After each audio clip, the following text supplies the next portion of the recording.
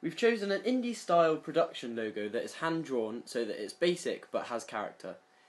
It conforms with indie conventions and contrasts with typical production logos such as Columbia, who have a high budget and are attempting to make a bold and overpowering image. The first shot of the character we use is a close-up on her eye. We've used this because the eyes are the windows to the soul, as Cicero said, and this creates an emotional connection and we see her vulnerability. Furthermore, we've used close-ups on the mise-en-scène to conform to conventions of creating an emotional attachment with the female protagonist, and as well as this build up the relationship with the audience. Therefore, when the threat increases, there is more stress on the viewer, which is what you are trying to achieve when you create a thriller. As well as this, we have conformed to the conventions of the sexist film industry. Typically, main characters are male, with female characters taking the role of lessers or lovers to the main character. In our video, our main character is wearing a dress and is stereotypically doing her makeup to highlight her femininity. As well as this, she represents the issue for our main character to overcome.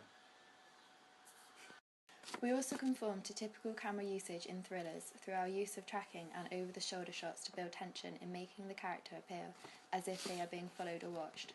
We've also used a high angle because it makes them appear like they are being looked down on by the audience, making them appear entirely powerless and vulnerable.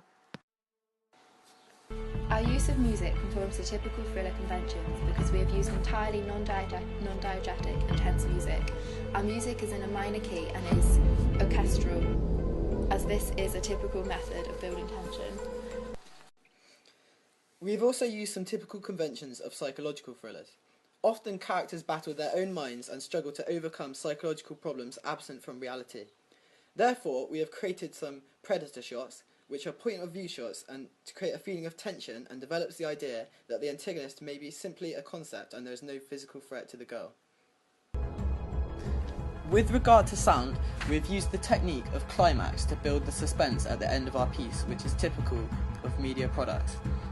As the piece is going more and more scary and the girl becomes in more distress, the music gets louder and louder, and therefore suspense is built and the tension reaches an all-time high in the piece. We end our piece by conforming to the normal media forms of editing in thrillers.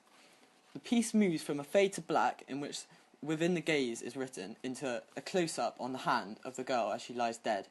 The reason we have left a lot of time in the editing between these two pieces is because it creates anticipation and a feeling of suspense as to what happened to this girl, and therefore adds to the overall tension in the piece.